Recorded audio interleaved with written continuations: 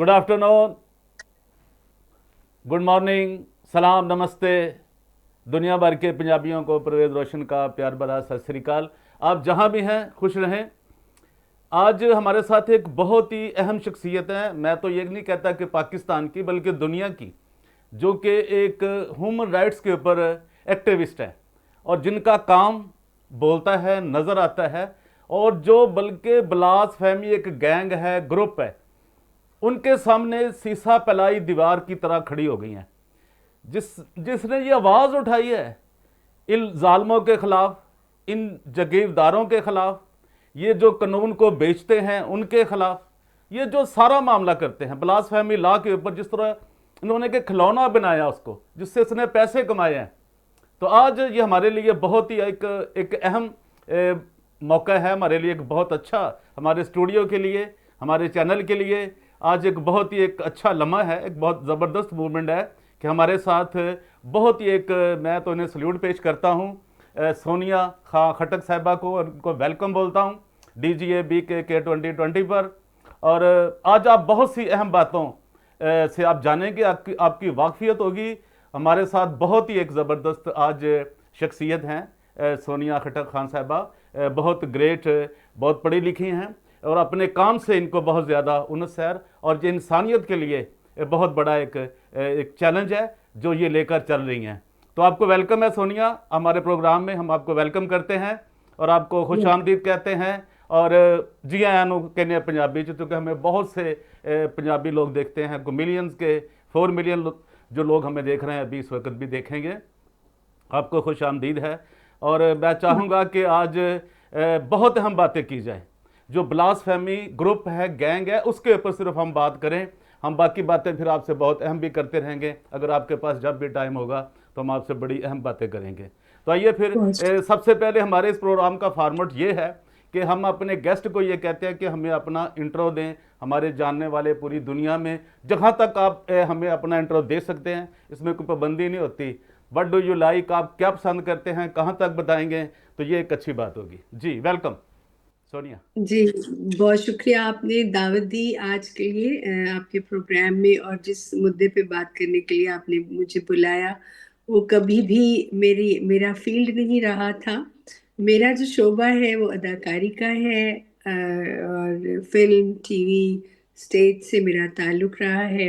कुछ थोड़ा बहुत ताल्लुक अदब से भी है, और एक किताब आ चुकी है मेरी नज़्मों की, और थोड़ा बहुत लिख लेती हूँ।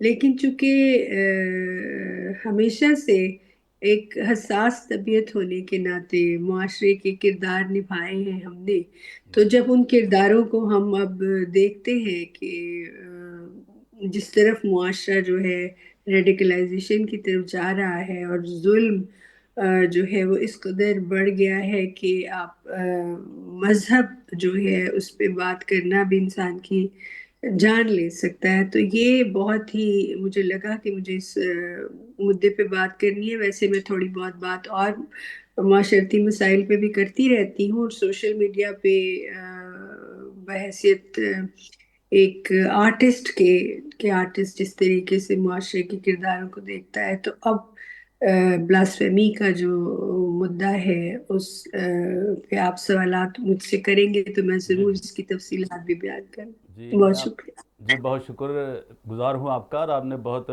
अपने इंट्रो में ही ये बताया है कि आप एक आर्टिस्ट हैं और बहुत बड़े आर्टिस्ट हैं। एक बार फिर हम आपको सल्यूट पेश करते हैं। तो चलिए आज हम बात करते हैं इनके ऊपर, जो ये राव अब्दुल रहीम, एक गैंग जिन्होंने पूरे मुल्क के अंदर, पूरी दुनिया में एक बदचैनी, बड़ी उसने बेचैनी सी फैला रखी है, और पूरा माशरा जो है ना वो जर्द आलूद हो चुका है, और इतना ज़्यादा खौफ ज़िदा हो चुका है कि हर बंदा इस पे बात करना भी डरता है। और हम जो बात कर रहे हैं, जो आप ख़ास तौर पे पाकिस्तान के, चूँकि आपको बहुत दुनिया देखती पाकिस्तान के अंदर, जो आपका करैक्टर है वो बहुत ज़बरदस्त है, उसमें आपकी बड़ी जो मेहनत है, स्ट्रगल है। तो हम चंद एक सवाल हैं जो हम आपसे जानना चाहेंगे, और मेरे जो तमाम देखने वाले हैं, प्यार करने वाले हैं, ताकि उन तक ये पैगाम पहुँचे कि हम कर क्या रहे हैं, आप क्या कहना चाहते हैं, और जो वो गैंग है उसके ऊपर आप किस तरह की, हमारा स्टांस क्या है। तो चलिए अब ये बताइए कि पाकिस्तान में ये जो तौहीन मज़हब के کاروباری جو گروپ ہے، یہ گینگ ہے، میں تو انہیں گینگ کہتا ہوں، تو جی کس طرح نوجوانوں کو اپنے جال میں پھنسا کر جھوٹے مقدمات بناتے ہیں؟ یہ جو گروپ ہے، گروپ تو جیسے آپ نے کہا گروپ نہیں، یہ گینگ ہے. جی میں اسے اکثر اپنی جب لکھتی ہوں ان کے بارے میں تو میں راؤ بلاسفیمی جو ہے نا بزنس گینگ کے نام سے ان کو مخاطب کرتی ہوں. ہے اور گینگ. یہ بالکل جی ایسا ہی ہے جی، ان کو گینگ ہی کہنا چاہیے. اور اب وقت کے ساتھ یہ چیزیں ثابت ہوئی ہیں، جیسے جیسے چیزیں سامنے آ رہی ہیں. اس میں آپ کے صاحبزادے فراز پرویز نے بھی بڑا اہم کردار ادا کیا. جو شروع کے بالکل. رپورٹس ان کے بارے میں آئیں ان میں ان کی بھی تحقیق بہت اچھی تحقیق رہی. تو مسئلہ یہ ہے کہ جیسے جیسے چیزیں ہم تک آ رہی ہیں اور یہ اتنی خطرناک باتیں پہنچ رہی ہیں جس میں مرڈر تک بھی شامل ہے کہ ان لوگوں نے 5 لوگوں کی جانیں تک بھی لے لی ہیں تشدد کر کے. تو اس لیے اور جب ہم سنتے ہیں کہ یہ لوگ، یہ جو راؤ عبد الرحیم ہے، جب یہ اپنی تقریروں میں یا جلسوں میں یا ایسے جذبات بھڑکانے والی اپنی گفتگو میں کہتا ہے کہ 4 لاکھ لوگ جو ہیں اس وقت بلاسفیمی گروپس چلا رہے ہیں اور اس میں 50 لاکھ یورلز ہیں، ویڈیو ہیں اور ایسا گستاخانہ مواد ہے، اور ہمیں مطلب پاکستان کو تباہی سے بچانا ہے اور یہ بڑی ایسی چیزیں. تو اس میں 450 بچوں کو انہوں نے اپنا ابتدائی شکار بنا بھی یہ لوگ چکے ہیں. تو اس سے آپ خود اندازہ لگائیے کہ یہ کتنا خوفناک گینگ ہے جو مذہب کا دھندا کرتے ہوئے معصوموں کو جو ہے وہ شکار بنا رہا ہے. ان کا یہ جی ان کا جو ماڈس آپرینڈی ہے وہ یہی ہے کہ ہنی ٹریپنگ کا اس کے اندر بڑا اہم کردار ہے. اور میں تو کبھی کبھی سمجھتی ہوں، جتنا میں نے اسٹڈی کیا ہے اس پورے معاملے کو، کہ وہ بھی شاید شکار ہی ہیں، خواتین جو ہنی ٹریپنگ میں استعمال ہو رہی ہیں. اور ان کے ذریعے سے کچھ لوگوں کو فیس بک سے، سوشل میڈیا سے، کہیں نہ کہیں سے انہیں ٹریپ کیا جاتا ہے. کسی کو کام کا جھانسا دے کے، کسی کو ویسے دوست بنا کے، بھائی بنا کے، یا نوجوانوں کو جو آپ کو پتہ ہے معاملات ہوتے ہیں ان کے جذبات کو بھڑکا کے ان کو کچھ گروپس کا حصہ بنا دیا جاتا ہے. جیسے واٹس ایپ گروپس آپ لے لیں. اب ان واٹس ایپ گروپ کے اندر جو ایک کیس میں نے دیکھا، جو سنا ہے کہ ایسا بھی ہوتا ہے کہ وہ پہلے ایک عام نارمل واٹس ایپ گروپ ہوتا ہے جہاں پہ کچھ لوگوں کو ایڈ کر لیا جاتا ہے، پھر اچانک ہی اس کا نام بدل جاتا ہے، وہ ایک بلاسفیمی کا گروپ بن جاتا ہے اور اس کے اندر اچانک بہت سارا جو ہے گستاخانہ مواد شیئر ہو جاتا ہے، جس پر جو لوگ اس میں ایڈ ہوتے ہیں کوئی رد عمل دیتے ہیں کہ بھئی یہ کیا ہے، یہ کیا چیز ہو گئی. تو جو ایڈمن ہوتا ہے اس گروپ کا، وہ خاتون یا کوئی جو بھی صاحب ہوتے ہیں، اس پہ ہم آگے بھی بات کریں گے کہ اس کے اندر ایڈمن کون کون لوگ جو ابھی تک جس کے بارے میں ہم کچھ جان پائیں. لیکن وہ جو ایڈمن ہوتا ہے یا جس خاتون نے انہیں ایڈ کیا ہوتا ہے، وہ کہتی ہے بھئی ہماری طرف سے تو ایسا کچھ گیا، مجھے نہیں پتا کیا ہوا، آپ بتائیے، شاید ہیک ہو گیا ہمارا اکاؤنٹ. تو جب وہ ان کو وہ مواد واپس بھیجتے ہیں کہ بھئی ہمیں تو یہ چیز آئی ہے، تو وہ ڈیفینیٹلی پرسنل میں اسی خاتون کو بھیجتے ہوں گے جو پوچھتی ہوگی کہ بھئی وہ تو گروپ ہیک ہو گیا ہے، تو آپ بتائیے. تو جیسے ہی وہ واپس بھیجتے ہیں تو وہیں سے ہی وہ جو بھیجا ہوا مواد وہ محفوظ کر لیا جاتا ہے اور اسی کو پھر اس شخص کے خلاف استعمال کیا جاتا ہے. لیکن اس کے بعد، اس سے بھی پہلے، اس کو کسی نہ کسی اعتماد حاصل کرنے کے بعد ایسی مقام پہ بلایا جاتا ہے کہ جی آپ فلاں جگہ آ جائیں، تو ہم مل لیتے ہیں، بات کر لیتے ہیں، یا آپ کو فلاں جگہ ایک صاحب ملیں گے جو آپ کو فلاں جگہ لے جائیں گے جو کام وام کے معاملے میں، وہ چلے جاتے ہیں کیونکہ اعتماد اس حد تک بڑھ گیا ہوتا ہے کہ وہ پھر کوئی معاملہ ایسا ہوتا نہیں۔ تو پھر اکثر ہی یہ واقعات لاہور یا پھر اسلام آباد پنڈی میں ہی پیش آئے ہیں کہ جہاں سے انہیں ایف آئی اے کے کچھ لوگ، جس میں مدثر شاہ کا بڑا ہی نام ہم سنتے ہیں، بہت سارے اکثریت بچے نوجوان اسی کا شکار ہوئے، اور ایک جو ہے عمر کلیم ہے، تو وہاں سے پھر اٹھا لیا جاتا ہے۔ کچھ چند ایک ایف آئی اے کے لوگ ہوتے ہیں، یا انہیں راولپنڈی ایف آئی اے کے دفتر لے جایا جاتا ہے، یا جی 8 میں جو راؤ عبد الرحیم کا ذاتی میں اسے ڈین نہیں کہوں گی کہ وہ ایک کوٹھی یا مکان جو بھی ہے وہاں لے جاتے ہیں اٹھا کے، اور ادھر آپ کو اکثریت بچوں کا یہی بیانیہ ہے کہ وہاں پہ راؤ عبد الرحیم بھی ہوتا ہے، وہاں ایک شہزاد خان نام کا آدمی ہوتا ہے، وہاں پہ حسن معاویہ ہوتا ہے، وہاں پہ شیراز فاروقی نام کا کوئی شخص ہوتا ہے، اور ساتھ میں تفتیشی افسر، اور وہ پھر ان سے یا تو کہتے ہیں سادہ کاغذ پہ سائن کرو کہ تم نے یہ کام کیا ہے، اور اگر وہ انکار کرے، اور اس صورت میں اس پہ اتنا تشدد کیا جاتا ہے کہ کرنٹ لگائے جاتے ہیں، اس جس پرائیویٹ پارٹس پر انہیں مارا جاتا ہے، انہیں لوہے کے جوتے سے مارا جاتا ہے، اور ہر طرح کا وہ تشدد جو کہ ہم تصور کر سکتے ہیں وہ وہاں ہوتا ہے۔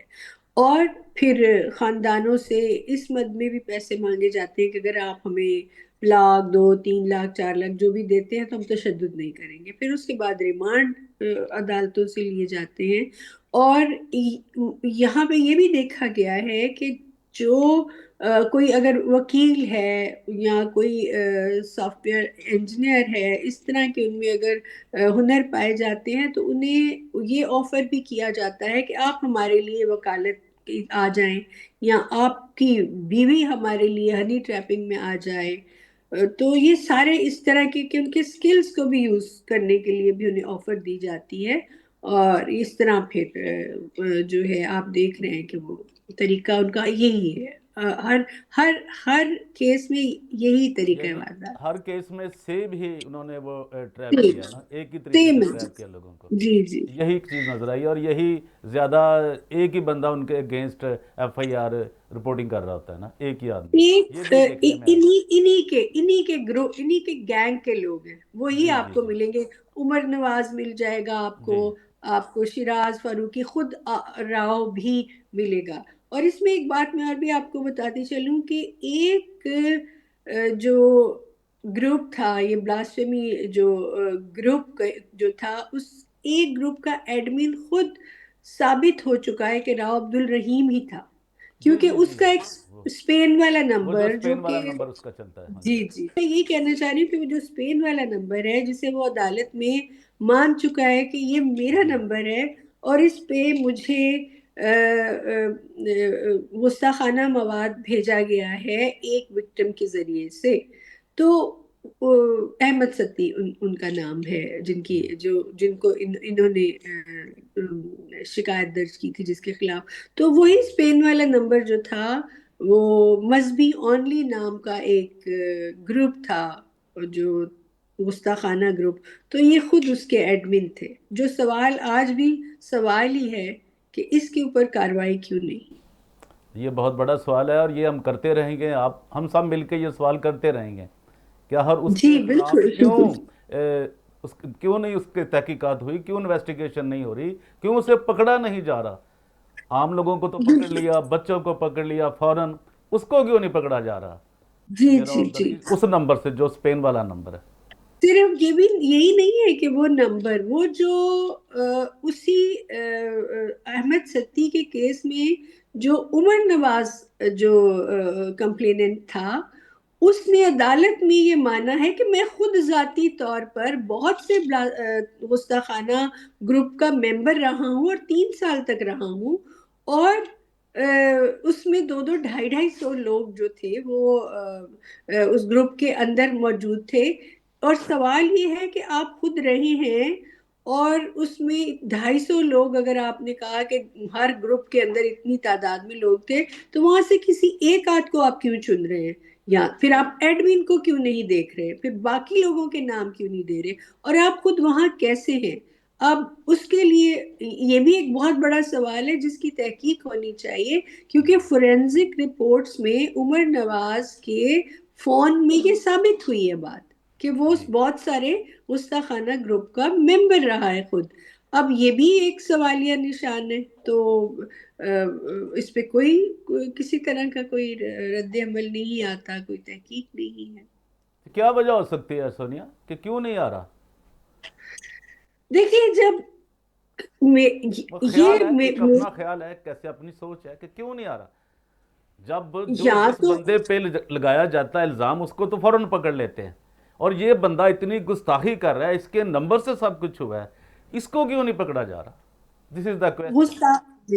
گستاخی کیا، وہ گستاخی کا الزام لگا رہا ہے، ہاں اس گروپ میں یہ آدمی ہے اور یہ گستاخی کر رہا ہے بھی، وہ گروپ ہے، وہاں پہ 250-300 لوگ ہیں، اور ان 250-300 لوگوں کے مطلب کو آپ جو ہے وہ نام نہیں لے رہے ان کا، لیکن کسی ایک کو چن کے نام لے رہے ہیں، تو پھر سوال یہ ہے کہ جس کام کا آپ نے بیڑا اٹھایا ہے، آپ خود اس کا حصہ ہیں، تو کیا عدالتوں میں وکیل جا کے اس بات کو عدالت کے آگے جو ہے وہ رکھ نہیں رہے؟ اور رکھ کیا رہے ہیں جبکہ جج کے سامنے فورینزک رپورٹ جب آتی ہے تو یہ تسلیم کرتے ہیں کہ ہم ہیں؟ تو جج کے کان پہ جوں کیوں نہیں رینگ رہی؟ وہ اس پہ رد عمل کیوں نہیں دے رہا کہ بھئی اس بندے کی بھی تحقیق کی جائے، یہ خود یہاں کیا کرے؟ مجھے تو سرکس لگتا ہے یہ، مطلب یہ کیا کیا ہو رہا ہے کہ ایک آدمی کہتا ہے فلاں نے قتل کیا ہے، لیکن میں نے بھی کیے ہیں، لیکن عدالت نہ اس کے بارے میں، اور اس میں ایک اور بڑی عجیب بات ہے جی جی کہ احمد ستی کے کیس میں جو احمد ستی کے ٹیلی فون کی 2 فورینزک رپورٹس ہیں، اس میں اس کے فون سے کچھ نہیں مل رہا، لیکن مدعی کے فون سے یہ سارا کچھ مل رہا ہے، اور وہ پھر بھی اس کو رہا نہیں کر رہے۔ بہت عجیب باتیں ہیں یہ، آپ بتائیے ایسا کیوں ہے؟ میں تو آپ سے پوچھتی ہوں۔ چلیے اس پہ بھی ہم بات کریں گے، تو تھوڑا سا آگے بڑھتے ہیں تاکہ ہمارے ٹائم زیادہ ہمیں لوگ سن سکیں، آپ کو زیادہ ہمارے جی جی چینل سے جی لوگ جان سکیں۔ جی تو ضرور۔ یہ بتائیے کہ یہ جو فیڈرل انویسٹیگیشن ایجنسی ہے جسے ہم FIA کہتے ہیں، ٹھیک جی ہے، تو یہ کیا لگتا ہے کہ یہ اس میں ملوث ہے، ساری گینگ کے ساتھ ملے ہوئے ہیں، جیسے آپ نے مدثر شاہ کا نام بتایا ہے، اور کیا یہ سارا اوپر سے نیچے تک کیا ڈی جی صاحب کو یہ خبر ہے؟ کیا منسٹر صاحب جو ہیں انٹیریئر منسٹر وہ اس سے آگاہ ہیں، یا انہوں نے کوئی خود ہی سسٹم کیا ہوا ہے؟ اس کے متعلق آپ جانیں، بتائیں گے ہمیں بھی کیا یہ حقیقت ہے یا یہ کچھ ادارہ ہے، گورنمنٹ کا ادارہ ہے؟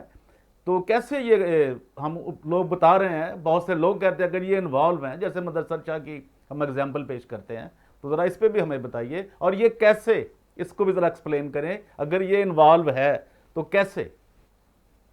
دیکھیے جی، اکثریت کیسز کے اندر جو فیملیز ہیں وہ ان کا یہی بیان ہے کہ ہمیں جب اطلاع آتی ہے تو FIA کے ذریعے آتی ہے، اور وہ ہمیں بلا لیتے ہیں دفتر میں، اور اس میں باقاعدہ FIA کے یہ تفتیشی افسران جو ہیں، مدثر شاہ جیسے اور عمر کلیم جیسے، وہ ان سے پیسے بھی مانگ رہے ہیں کہ ہم بھی تشدد نہیں کریں گے، پیسے دیں، کھانے بھی منگواتے ہیں، پورے سٹاف کا کھانا ان گھروں سے جاتا ہے، اور اس میں اتنا پیسہ کھایا گیا ہے کہ لوگوں کے چھوٹے چھوٹے مکان اور جو چھوٹی چھوٹی پراپرٹیز بھی بک گئی ہیں، 1-1 کروڑ تک کی بھی ڈیمانڈ ہے اس میں۔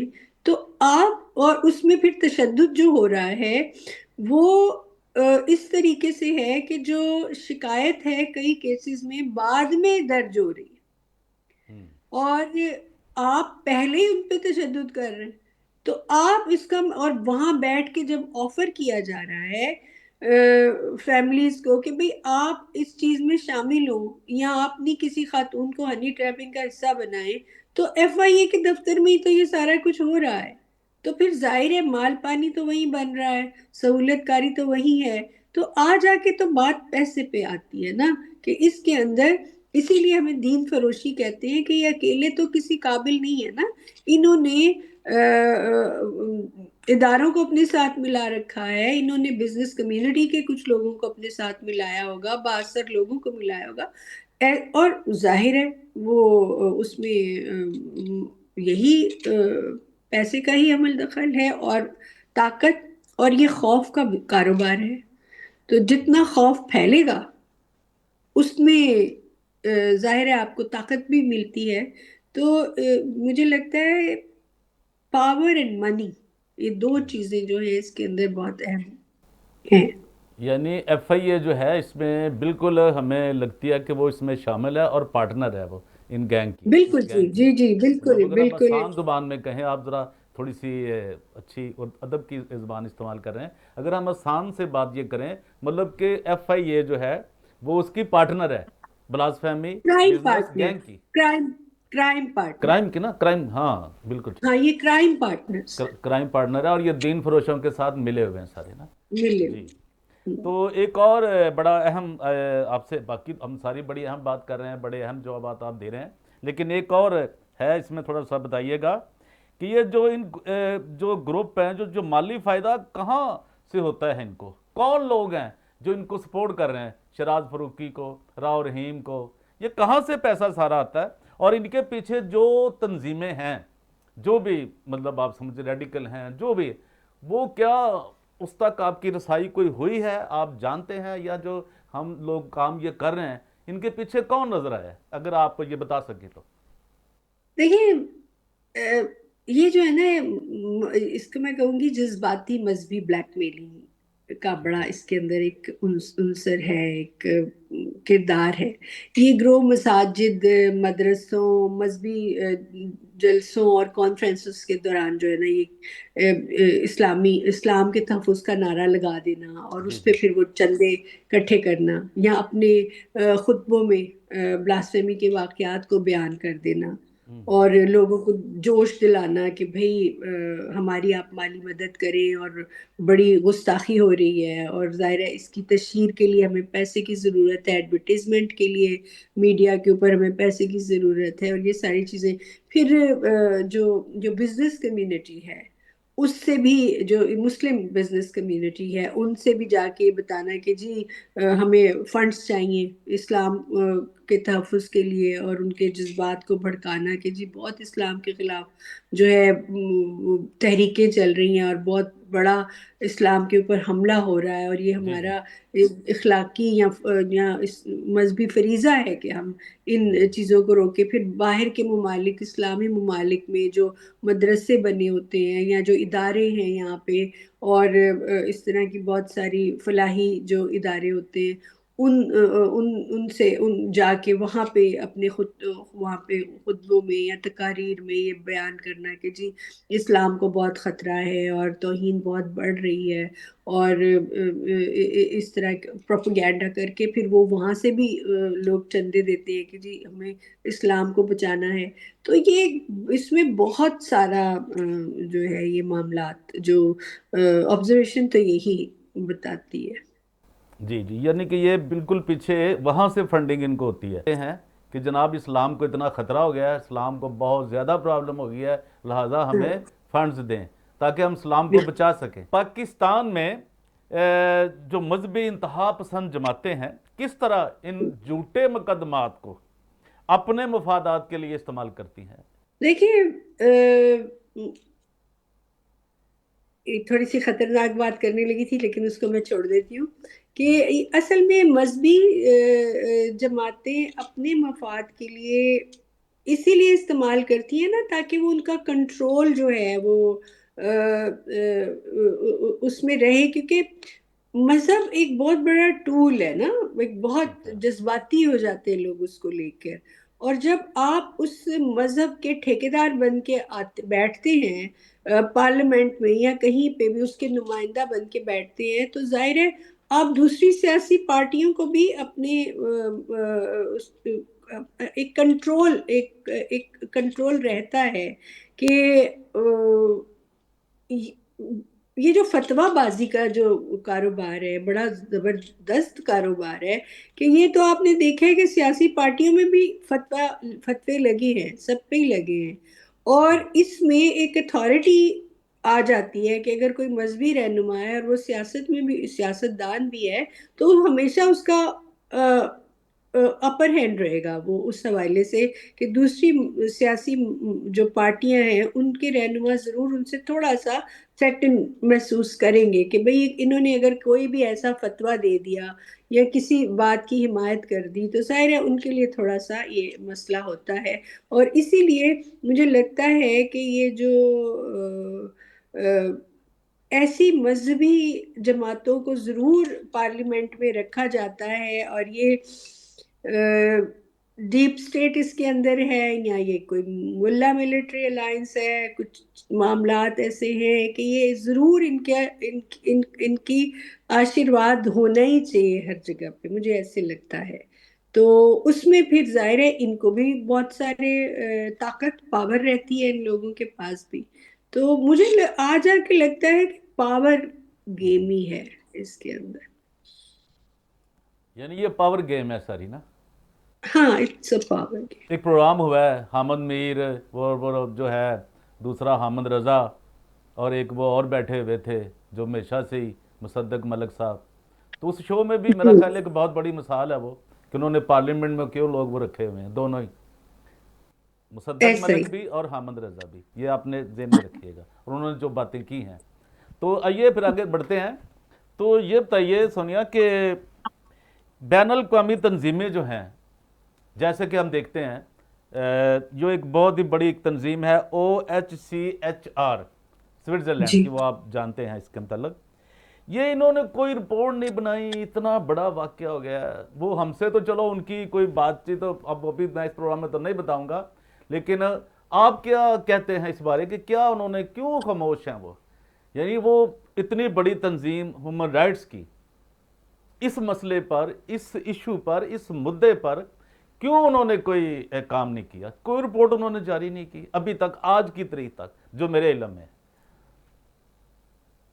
اس کا تو کوئی اسپیسیفک جواب میرے پاس بھی نہیں ہے کہ جب جی کوئی انسانی حقوق کے جو علم بردار ہیں یا اس کی بنیاد پہ ان کا ادارہ کام کرتا ہے، اور وہ اسپیسیفک اس مدعے پہ کیوں نہیں بول رہے؟ اب یہاں یہ اتنا چھپا ہوا مدعا ہے کہ ان تک پہنچا نہیں ہے اور اتنا ہائی لائٹ نہیں ہے۔ ہو سکتا ہے جب اسے سوسائٹی اٹھائے گی، عام لوگ اٹھائیں گے، اسے میڈیا اٹھائے گا، تو شاید اس کے اوپر وہ نظر ثانی کرے، یا انٹرنیشنل میڈیا جب اس کے اوپر بات کرنے لگے، یا ہیومن رائٹ ایکٹیوسٹ اس پہ بولنے لگے، تو شاید مجھے یا پھر ان کو لگتا ہے کہ اس سے زیادہ بڑے اور مدعے ہیں جن پہ وہ بات کر رہے ہیں، اور اس کو ابھی تک کسی نے ٹھیک طریقے سے اٹھایا نہیں اس مسئلے کو، یہ بات ہو سکتی ہے۔ ہم کوشش کر رہے ہیں، میں کوشش کر رہی ہوں، کچھ دوست کوشش کر رہے ہیں کہ ہم ان کے پاس جائیں اور ان کو کچھ خط لکھیں، اور ان کو کچھ اپنی ویڈیو کلپس کے ذریعے سے کہ وہاں پہ یہ بات کی جائے، تو ابھی ان پروسیس ہے یہ، چلیے، لیکن ہم کوشش مطلب کر آپ رہے ہیں اسٹرگل کہ تو کر رہے ہیں، مطلب آپ کے نوٹس میں یہ چیز ہے کہ یہ ایسا جی ہونا بالکل چاہیے، ان تک جو بالکل خبر ہے وہ پہنچنی چاہیے۔ جی۔ اچھا، ایک اور بڑا ابھی تک نا کنفیوژن رہتا ہے جی، کتنے لوگوں ابھی اس میں سے اس کا شکار ہوئے، یہی کہہ سکتے ہیں نا؟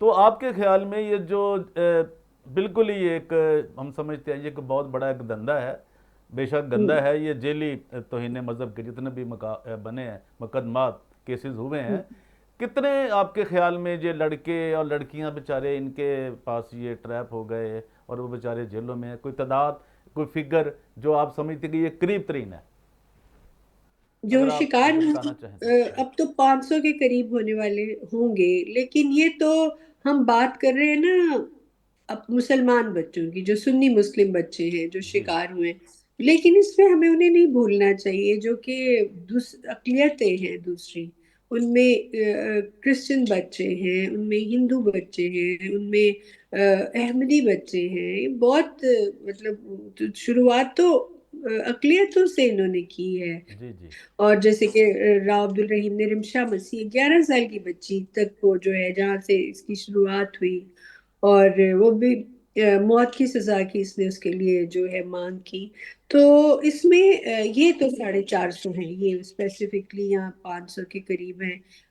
سندھ میں میرا خیال 65 ہیں کچھ، اور ادھر اڈیالہ کی اندر 170 ہیں بچے، اور اسی طرح پنجاب کی جیلوں میں کچھ اور. تو یہ مل کے کل مل ملا کے بہت سارے اضلاع سے ان کا تعلق ہے، اور آلموسٹ سارے پاکستان سے انہوں نے ان کو اٹھایا ہوا ہے، اور جو بہت ہی افسوسناک بات ہے. لیکن جو بیٹھے ہوئے ہیں یہ اسی گروپ کے ہی لوگ جو ہیں، راؤ کے جو لوگ ہیں، پورے پاکستان سے لوگ ان کے ذاتی نمبروں پہ ہی ان کو گستاخانہ مواد کیوں بھیج رہے ہیں، اور ایسا انہوں نے کیا کام کیا ہے. اور یہ ہی کیوں یہی بیان دیتے ہیں کہ بھئی ہم اتفاق سے ایک لنک کلک کیا اور ہم ایک گستاخانہ گروپ کا حصہ بن گئے، اور وہ پھر بنے رہتے ہیں، 2 2 سال بنے رہتے ہیں، 3 3 سال بنے رہتے ہیں، وہ نکلتے بھی نہیں ہو.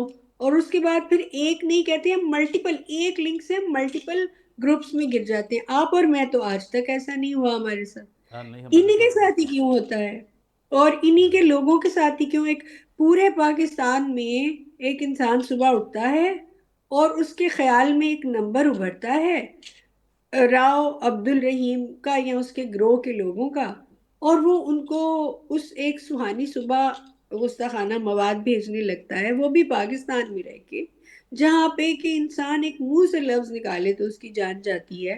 جو سافٹ ویئر انجینئر بن رہا ہے، جو ڈاکٹر بن رہا ہے، جو وکیل بن رہا ہے، جو بچہ اور بہت ساری ایسی چیزوں میں پڑھ لکھ کے آگے بڑھ رہا ہے، اس کا اچانک دل کرتا ہے، کیونکہ یہ اکیڈمی سے بھی انہوں نے بچے اٹھائے، اور ایسے طریقے سے اٹھائے ہیں کہ اکیڈمی کے اندر ان کے خیال میں یا ان کی اطلاع کے مطابق اپنے بند کمرے کے اندر کسی کے ساتھ فون پہ وہ کوئی ایسا مواد شیئر کر رہا ہے، اور یہ وہاں پہنچ جاتے اسلام آباد سے ایبٹ آباد، یا اسلام آباد سے کوئٹہ، یا اسلام آباد سے کہیں بھی، یہ ایف آئی اے کے لوگوں کے ساتھ، اور ایگزیکٹلی دروازے کے باہر کھڑے ہوتے ہیں، اور اس اگلے سیکنڈ میں یہ دروازہ کھٹکھٹاتے اور بندہ پکڑ لیتے ہیں. بھی ان کے ساتھ فرشتوں نے بھی کوآپریشن کر لی ہے، کیونکہ یہ اسلام اور مذہب کا اتنے کہتے ہیں ہم پہرا دے رہے ہیں اسلام کا، تو اللہ میاں نے پھر انہیں کچھ فرشتے تو پرووائڈ کیے ہوں گے کہ بھئی یہ صحیح جہاں بات جہاں ہے. بھی ایسا کام ہو رہا ہے ان کو ہونے سے پہلے اطلاع ملتی ہے 5 6 گھنٹے پہلے، اور یہ جا کے 5 6 گھنٹے کے بعد جو عمل ہونا ہوتا ہے یہ اس سیم ٹائمنگ میں وہاں دروازے کے باہر پہنچ جاتے ہیں اور بندے کو پکڑ کے لے آتے ہیں. تو مجھے تو ایسے ہی لگ رہا ہے ان کے ساتھ کچھ بہت زیادہ تعاون آسمانی طور پر بھی ہو رہا ہے. ادروائز تو کوئی کیا کہتے ہیں وہ کون سی انٹیلیجنس ہے دنیا کی اے آئی جو، اے آئی ہاں آرٹیفیشل جی انٹیلیجنس. مشہور، ان کے پاس بھی یہ مطلب اتنی زیادہ وہ نہیں ہے، مطلب ان کی ٹیکنالوجی اتنی مدد نہیں کر رہی جتنی ان کی کر رہی ہے. یہ کیسے ان کو ایک لڑکی ایک لڑکے سے بات کریے فون پہ تو کیسے ان کو پتہ چل جاتا ہے؟ میرے لیے یہ سوالیہ نشان ہے نا کہ 2 لوگ، تو امیزنگ اس ہے، کا یہ مطلب ہے، امیزنگ ہے، بہت بڑا امیزنگ ہے ہاں یہ بہت، اس تو اس ٹاپک پہ کا بات مطلب آنی ہے چاہیے. بالکل. تو وہ لڑکی ہی اطلاع دے رہی ہے نا ان کو کہ بھئی بس یہ لڑکا اس وقت میرے ساتھ گفتگو میں ہے یا جس بھی چیز میں ہے، وہ پھر ان کو اطلاع دیتی ہے، اور وہ اطلاع 5 6 گھنٹے دیتی ہے کہ اب وہ بچہ، اگر ہم تصور کر لیں مثال کے طور پہ کہ ایک بچے نے واقعی کوئی ایسی چیز کی ہے، تو اس کا مطلب ہے کہ اس لڑکی کو پتا ہے کہ میں 5 6 ہفتے سے یا اس طریقے سے اس لڑکے کو اب ذہنی طور پہ اس حالت میں لے آئی ہوں کہ اب اسے میں جو کہوں گی یہ کرے گا، ہاں اور تم لوگ پریپیئر رہو.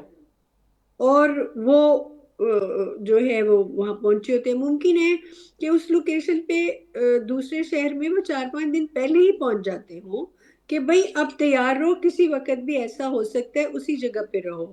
اور وہ اس گھر یا اس مکان یا اس اکیڈمی کے باہر گاڑی کھڑی کر کے بیٹھے رہتی ہو.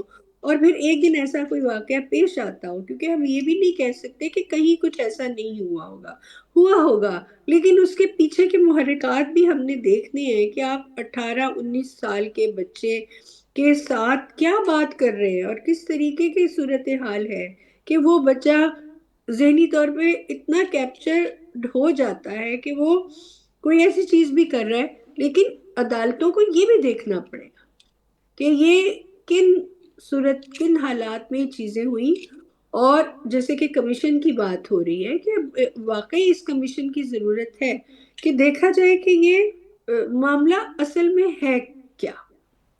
تو یہ میں اس کا جواب اچھا، دینا چاہوں. ایک اور سونیا میرے نا ذہن میں ایک بڑا سوال گھوم رہا ہے بڑی دیر سے، جی کہ آخر یہ جو آپ نے بولا ہے ایک نمبر 170 لوگ صرف اڈیالہ جیل میں ہیں، جی تو یہی کیوں علاقہ زیادہ اس میں لوگ پھنسے ہیں؟ اس کی کیا وجہ ہو سکتی ہے؟ اسی علاقے سے نہیں ہے، مختلف علاقوں سے بلوائے جاتے ہیں. وہ اڈیالہ میں پہنچے نا جو لوگ، جی جی جی ان کی بات کر رہا ہوں. وہ تو ایک ڈسٹرکٹ ہے نا، راول پنڈی ایک ڈسٹرکٹ ہے، اسلام جی آباد، جی اسلام آباد کی تو علیحدہ جیل نہیں ہے ابھی نا، پریزن نہیں ہے، ڈسٹرکٹ پریزن جو جی جی جی. یہ جو ہے اس میں کیوں اتنے زیادہ، اس میں کیا کوئی، حالانکہ وہ تو علاقے بڑے خوشحال ہیں، یہ اگر یہ سمجھا جائے تھوڑا سا تو اسی علاقے سے کیوں انہوں نے گھیر لیے ہیں؟ بس یہ میرے ذہن میں ایک سوال چل رہا تھا، تو میں نے کہا چلے شاید آپ اس کا کچھ اگر رسپونڈ کرنا چاہیں تو. نہیں، میرے پاس کوئی اس کے لیے کچھ میری چیز میری سمجھ میں نہیں ہے، لیکن یہ میری چیز سمجھ میں ہے کہ مختلف علاقوں سے، ضلعوں سے اور شہروں سے بچے پکڑے گئے ہیں، لیکن اسپیسیفکلی اڈیالہ میں کیوں بھیجے گئے ہیں اس جی، کا میرے پاس کوئی بھی ایسا جواب بس نہیں سمجھے نا، ایک کویسچن ہے نا کہ ایک بندہ قصور سے پکڑا گیا ہے تو ہے. اسے ہاں جی، ڈسٹرکٹ اس جیل میں جانا چاہیے نا. ایسا ہی ہے. اگر لاہور میں پکڑا گیا تو اسے لاہور میں جانا چاہیے، بالکل بالکل. گجرانوالہ کا تو اسے گجرانوالے میں جانا چاہیے. اڈیالہ میں کیوں لاتے ہیں؟ یہ او آج کویسچن سٹینڈ کرے گا. یہ چلیے بتائیں. اس کا جواب ڈھونڈتے ہیں. وہاں کوئی خاص، کیونکہ ان بچوں کو خاص پہرے میں رکھا جاتا ہے، انہیں ہاں، کہا جاتا ہے کہ خاص چکی خاص پہرا، اور ان کو زیادہ لوگوں سے ملنے بھی نہیں دیا جاتا، اور ان کو جو ہے وہ کہا جاتا ہے کہ انہیں کوئی اور جیل میں بھی مار سکتا ہے کیونکہ یہ گستاخ ہیں. تو ان کو بہت ایک خاص اس میں رکھا جاتا ہے جہاں ان کی ذہنی ایک ایک ایک سیل میں 10 10 بچے، اور ان کو سیدھے سے لیٹ بھی نہیں پاتے وہ. اور ان بچوں میں ایسا بھی ہوا ہے جی جی. کہ کہا گیا ہے، ایک پکڑنے جس کو وکٹم کو پکڑا اس پہ تشدد کیا، پھر اسے یہاں تک بھی کہا کہ تم اندر فلاں بچے کو مار دو، اوہو، اور اس کے بدلے میں پھر تمہیں ہم رہائی ملے چیزیں. گی. ہاں، بہت یہ بھی کیسز کے اندر آ رہا ہے کہ بھی تم اس کا وہ قتل کر دو. اور ایسا ہے بھی، ہوا بھی ہے کہ ایک بچہ جو 5 اس میں انہوں نے تشدد سے بچے مارے ہیں، جس میں ایک عبداللہ ہے، اس کے تو جسم کے انہوں نے ٹکڑے ٹکڑے کر دیے نا، وہ تو اور بہت اسے جا کے بنی بہت، گالا میں ہاں، پھینک دیا. بہت بھیانک اور بات ہے. ایک بچہ انہوں نے ریمانڈ کے بیچ ہی ایف آئی اے کے دفتر میں اتنا اسے مارا تھا. علی حسن تھا میرا خیال اس کا نام، اگر میں صحیح بتا رہی ہوں. اور اس کا پھر جا کے جب اسے جیل ہوئی تو وہ اس کی خون کی الٹیاں اس کو آئیں، اور وہ تشدد ہی اس پہ اتنا ہوا تھا کہ اس کی ڈیتھ ہو گئی. تو کچھ کیسز میں یہ بھی کہا جا رہا ہے کہ ایک آدھ کو مروایا ہے وہاں پہ انہوں نے. اب وہ جو لڑکی ہے فاطمہ جہانگیر، اس کا جو مسٹری ہے پوری، کہ اس کو کوئی کلیم کرنے بھی نہیں آیا باڈی کو. اس کا بھی اسی اوہو، طرح ہوا کہ اسے کہتے ہیں کوئی پوائزن دیا گیا یا کچھ اس طریقے سے. اور جب اسے ہاسپٹل لے کے گئے ہیں تو وہ لوگ، انہوں نے آج تک اس کی کوئی پوسٹ مارٹم رپورٹ بھی نہیں سامنے آئی. تو یہ ہو کیا رہا ہے؟ ان کو ہسپتال بھی تعاون کر رہے ہیں، جیل کا عملہ بھی تعاون کر رہا ہے، وہ بتا ہی نہیں رہا کیا ہو رہا ہے. پھر اس میں یہ بھی کہا جا رہا ہے کہ فلاں کو مار دے دوسرا قیدی. اور ایف آئی اے بھی ان کے ساتھ جو ہے تشدد میں شریک جرم ہے. تو یہ کیا ہو رہا ہے؟ عدالتیں جو ہیں، اگر ہم عدالتوں پہ آ جائیں تو عبدالعزیز نام کی ایک جج صاحب ہیں، ان کا بہت نام آ رہا ہے اس کے اندر کہ وہ لوگوں کو انفلوئنس کرتے ہیں، ایف آئی اے کو بھی انفلوئنس کرتے ہیں، کہ وہاں پہ بھی کچھ وکٹمز نے اپنے کانوں سے سنا ہے کہ عمر کلیم کو یہ کہتے ہوئے کہ اگر ہم اسے چھوڑ بھی دیں تو فائدہ کوئی نہیں ہے، عبدالعزیز کی کال آ جائے گی۔ اور عبدالعزیز صاحب وکیلوں پہ بھی اثر انداز ہونے کی کوشش کرتے رہے ہیں کہ بھی آپ اس بچے کا کیس مت لڑیں، پچھڑ جائیں۔ اور اور عدالت کے اندر جو ہے اکثر جو ہے وہ ان کے حق میں بولتے دکھائی دیتے ہیں، اور ایف آئی اے کے جو تفتیشی افسران ہے وہ راؤ عبد الرحیم کا جب گروپ عدالت میں جاتا ہے تو ان کے ساتھ گھل مل کے بیٹھے ہوتے ہیں اور گپیں اور ہنسی مذاق چلتا ہے، اور وہ ایک پارٹی ہوتے ہیں باقاعدہ، جبکہ ان کا کام یہ ہے نہیں۔ تو یہ ساری چیزیں بہت کوشچنیبل ہیں، اور اسی لیے اس کے اوپر کمیشن کا بننا بہت ضروری ہے، میں یہ کہوں گی۔ چلیے، یہ مجھے تو لگتا ہے یہ بہت ہی پاکستان کا عدالتی نظام اور یہ وکلا، بس اب کیا کہیں، اس سے زیادہ ہم کچھ کہیں گے تو پھر ان کو پرابلم ہوگی، ہم کچھ کہتے ہیں آپ تو کہیے نا، کیونکہ یہ جو اسلام آباد بار ایسوسی ایشن ہے، یہ جو وکلا گردی ہے، یہ آئے دن اس کمیشن کے خلاف بیان دیتے ہیں، اور اپنی بار کے اندر سے روز ان کا کوئی نہ کوئی، انہوں نے اپنا ایک نوٹیفیکیشن جاری کیا ہوتا ہے کہ جی کمیشن نہیں بنے گا فلاں فلانی۔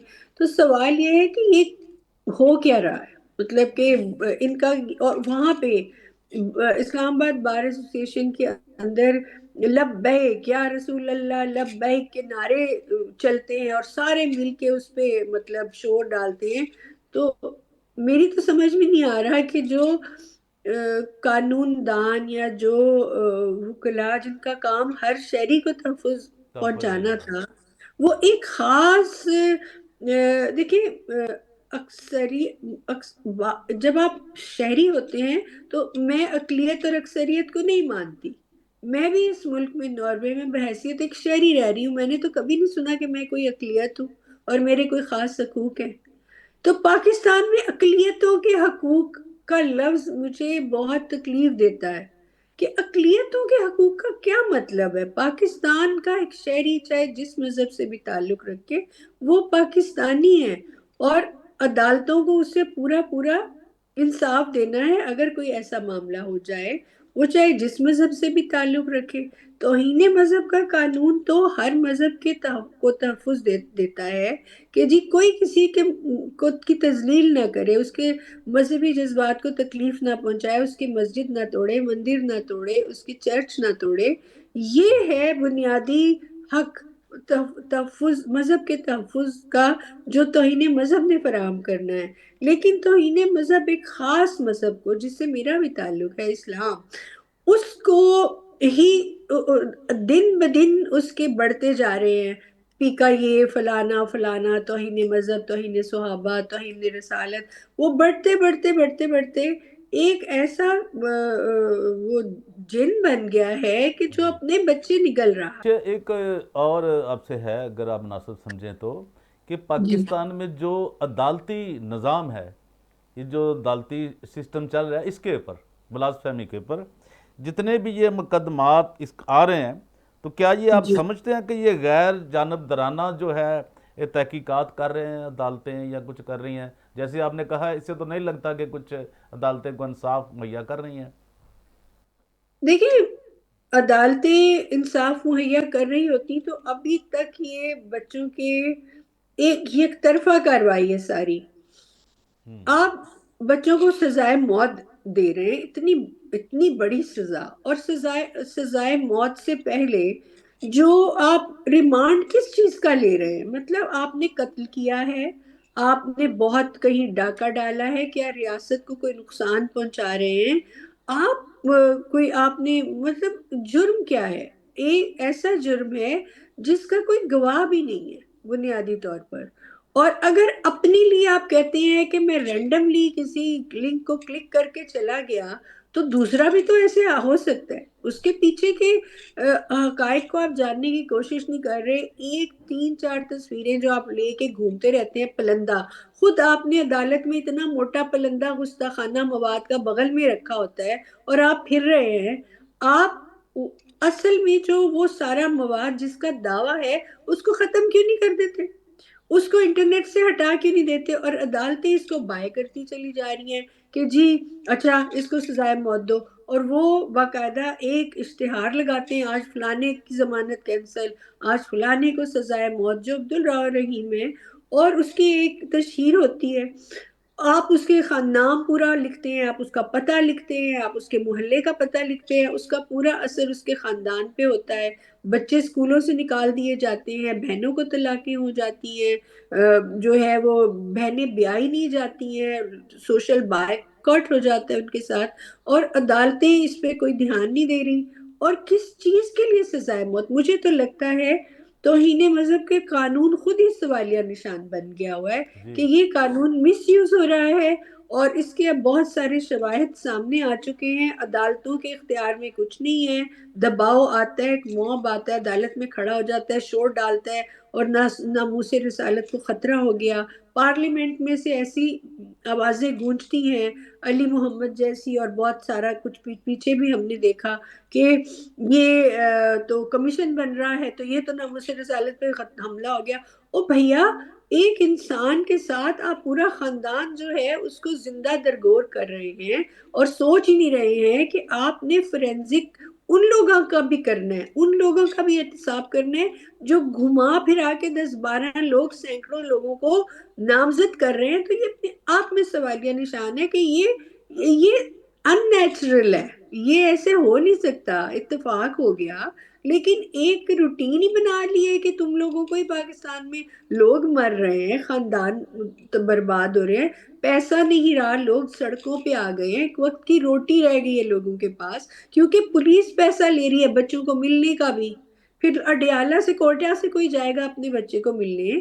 پورے پاکستان سے اڈیالہ پہنچنا، سفر کرنا، بچے کو پیسہ دینا، پھر کہیں رکنا رہنا، مطلب اس کے پیچھے اتنا کچھ ہے. آپ انسانی حقوق کا بھی بالکل پامال کر رہے ہیں. تو عدالتیں مجھے لگ رہا ہے کہ بہت ہی ایک طرفہ کارروائی کر رہی ہیں، اور بالکل بھی مجھے اس میں کوئی مثبت کردار عدالتوں کا نہیں دکھ رہا.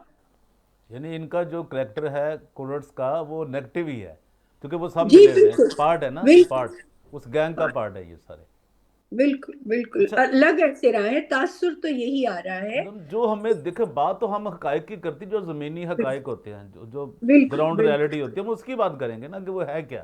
تو وہ یہی ہے بالکل جو ہم بتا رہے ہیں، جو آپ بتا رہے بالکل ہو. بات تو یہ ہے کہ جو ہو رہا ہے وہ کیا ہے، وہ ہم نے آپ پوری دنیا کے سامنے آپ نے رکھا ہے، ہم بھی رکھ رہے ہیں. ایک ہی ہیں، ہم بات کر رہے ہیں لوگوں کو بالکل کہ وہاں پہ کوئی انصاف نہیں ہو رہا. ایک بالکل خاص بالکل طبقے کو ان کی بات سنی جاتی ہے عدالتوں میں، ایسا جو ہی. پیسہ فراہم کر رہا ہے، جو اپنا بالکل جو ضلالت کر رہا ہے، جو کمینگی بالکل کر رہا ہے، وہ ایک خاص طبقہ، وہ جو کہ راؤ عبدالرحیم کی قیادت میں، اور وہ وہاں کے جو ججز ہیں، جو بکاؤ مال ہیں، یہ گھنگرو عدالتیں ہیں.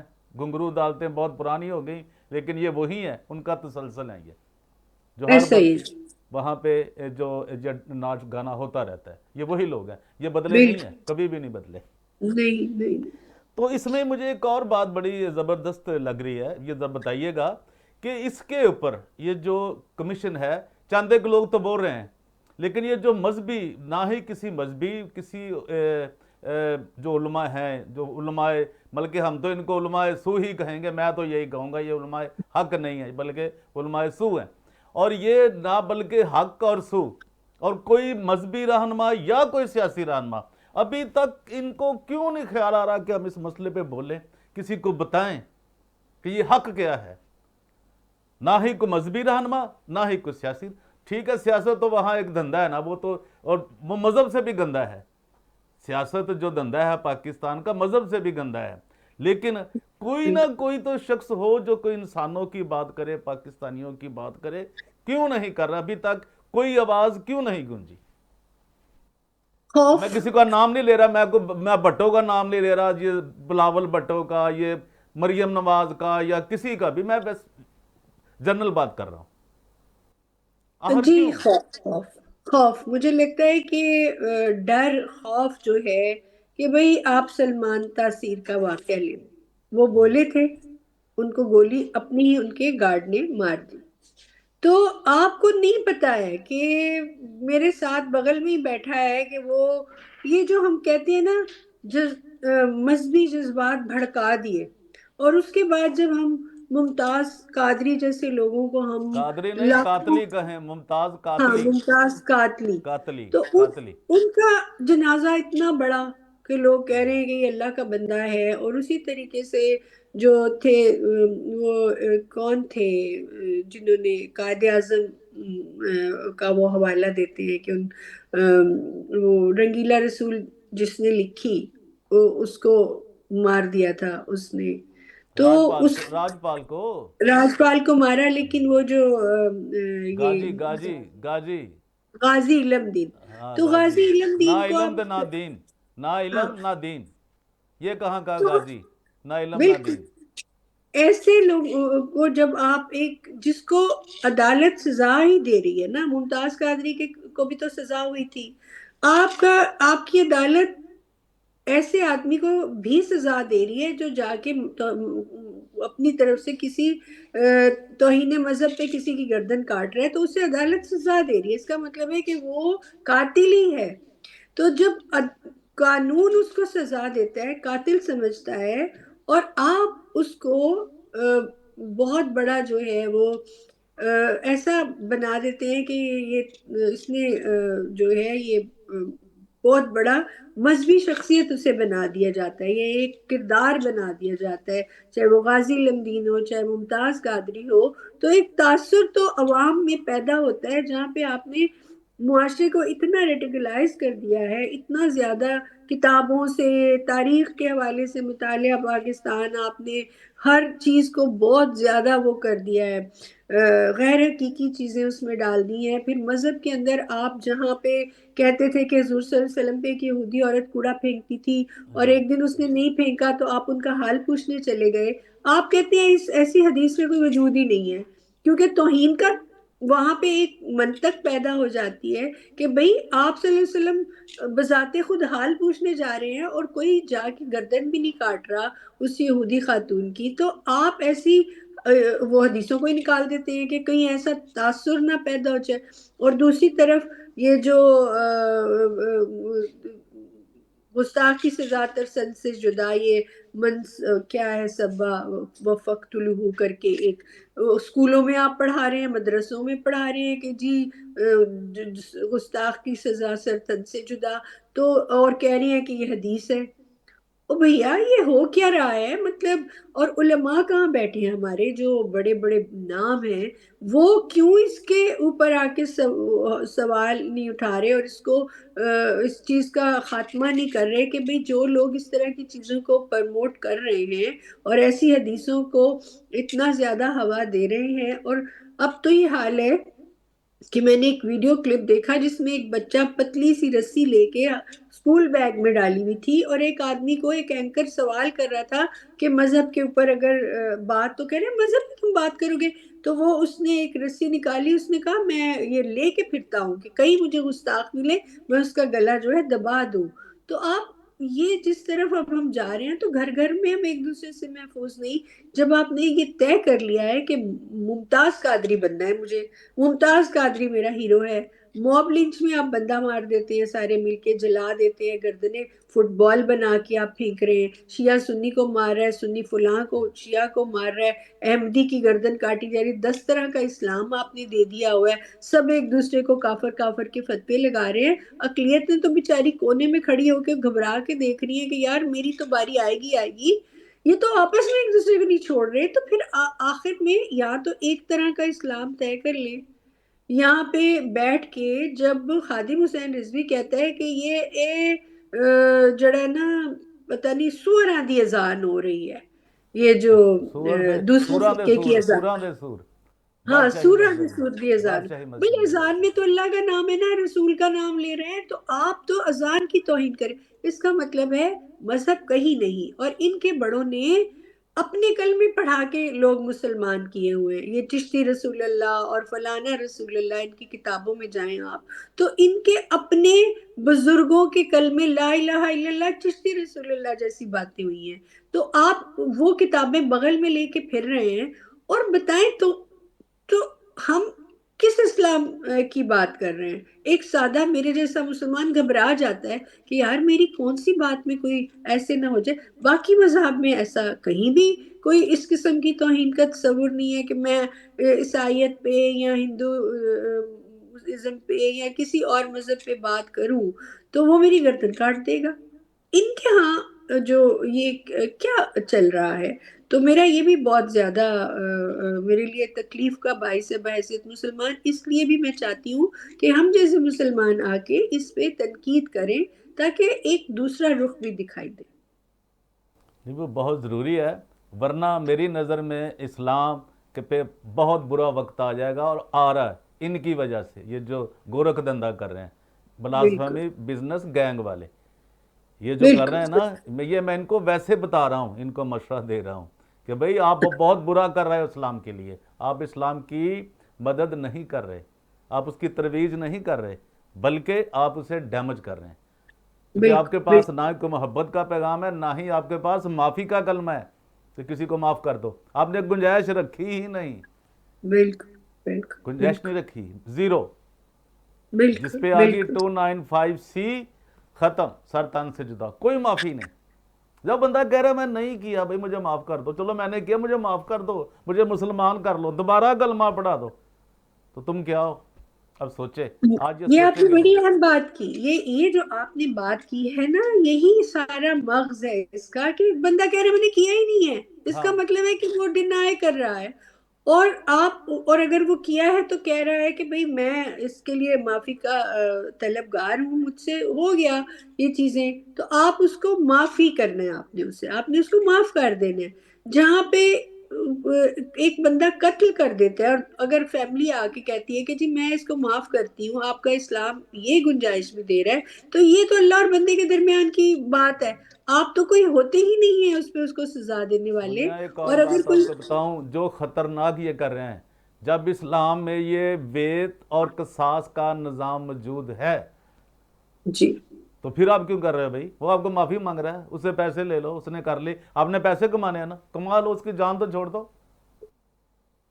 اور ویسے بھی یہ کون ہے، یہ راؤ عبد الرحیم جو گینگ ہے، یہ ہاں، کون ہے لوگوں سے خدا بن کے حساب مانگنے والا اور یہ کہنے والا کہ ہم اللہ کے رسول کا پہرا دے رہے ہیں؟ معاذ اللہ آپ ان کو نقص ثابت کر رہے ہیں کہ اللہ اور رسول میں کوئی ایسا نقص ہے، کہ ایسا نقص ہے کہ وہ اپنی حفاظت نہیں کر سکتا، اللہ تم نے حفاظت کرنی ہے۔ اس سے بڑی توہین کیا ہو سکتی ہے کہ آپ کہتے ہیں ہم اللہ رسول کا پہرا دے رہے ہیں، اور ہم تم پہرے کون؟ دار ہیں جی، ہم پہرے دار جی ہیں، وہ تم اس کا ہاں، مطلب ہے جو مالک ہے وہ کمزور ہے، تو وہ پہرا تو دے کمزور گا، تو سیکورٹی گارڈ بالکل ہے، تو اس کی کرے گا، بالکل حفاظت کرے گا، راو عبد یہی الرحیم۔ توہین ہے، اپنے آپ میں یہ بہت بڑی توہین ہے۔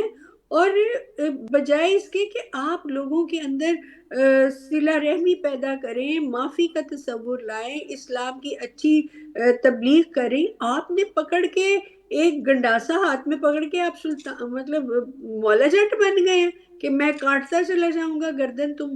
ایسے دین سے لوگ نفرت کریں گے، ایسے دین سے لوگ دور ہو جائیں گے اور اپنے آپ کو مسلمان کہلاتے ہوئے خوفزدہ ہوں گے، شرمندہ ہوں گے اور ڈر محسوس کریں گے، اور اگر کہیں گے مسلمان بھی اپنے آپ کو تو خوف سے کہیں گے کہ میں مسلمان ہوں، لیکن اندر سے اس کی وہ اسلام نام کی چیز جو یہ اسلام کہہ رہے ہیں وہ ختم ہو چکی ہوگی۔ تو یہ اسلام دشمن ہے اور لوگوں کے اندر اسلام کے لیے خوف اور نفرت پیدا کر رہے ہیں، میں تو یہ کہوں گی اپنے مال پانی کے چکر میں، کیونکہ ہاں میں تو یہی سمجھتی ہوں۔ چلیے، تھینک یو ویری مچ آپ کا۔ اگر آپ کچھ اور کہنا چاہیں جو آپ کے دل کے اندر بات رہ گئی ہے تو ہمارا یہ چینل آپ کے لیے حاضر ہے، جو آپ کچھ کہنا چاہیں، لیکن جو میرے آج ذہن میں جو سوالات تھے، مجھے لگا کہ میں کافی مطمئن ہوں، اور جو میرے پورے دیکھنے والے ہیں 4 ملین لوگ جو ہیں، یہ ضرور اس سے استفادہ حاصل کریں گے، آپ کو بھی بہت دنیا دیکھتی ہے اور اچھا لگے گا. اور یہ جو ہمارا میسج ہے میرا خیال ہے یہ بہت سے لوگوں کو سمجھنے کے لیے, اداروں کو سمجھنے کے لیے, ایجنسیز کو سمجھنے کے لیے, جو کچھ آج ہم نے میسج دیا ہے اس کو غور سے سنیں اور دھیان سے سنیں کہ ہم کیا کہہ رہے ہیں. ہم انسانوں کی بات کر رہے ہیں, ہم کسی کرسچن کی, مسلم کی, کسی ہندو کی بات نہیں کر رہے. ہم یہ کہہ رہے ہیں کہ اس قانون سے پاکستانیوں کو بچاؤ. جی کچھ آپ نے اور بالکل کہنا چاہیں تو آپ سونیا کہہ سکتی ہیں. جی، میرے دل کی بات ہے، میں یہ کہوں گی، خوف کے بت توڑنے ہوں گے ہمیں. یہ کاروبار ڈر کا کاروبار ہے. لوگوں کو سمجھنا ہوگا دین کیا ہے اور دین فروشی کیا ہے، دیندار کون ہے اور دین فروش کون ہے. اس کا فرق سمجھنا ہوگا اور یہ سمجھ کے چلنا ہوگا. اور یہ جو موب لنچنگ کلچر ہے اس کے خلاف آواز اٹھانی ہوگی اور بولنا ہوگا، یعنی کہ اس ڈر کو ختم کرنا ہوگا.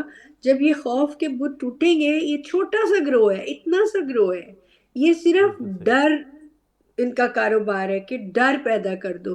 تو جس طرح یہ فیملیز باہر نکلی، یہ بہت ڈر ان کے اندر بھی تھا، پر ان کی ہمت کو سلام ہے. انہوں نے پریس کانفرنسز کی، یہ پیچھے سپٹمبر میں پریس کانفرنس کی، اب دوسری پریس کانفرنس کی، خود فیملیز سامنے آئیں. اسلام آباد پریس کلب کے باہر انہوں نے یہ کیا، پریس کلب کے اندر بھی ان کا ایک جو ہے وہ پورا ایک انہوں نے اپنا جلسہ کیا.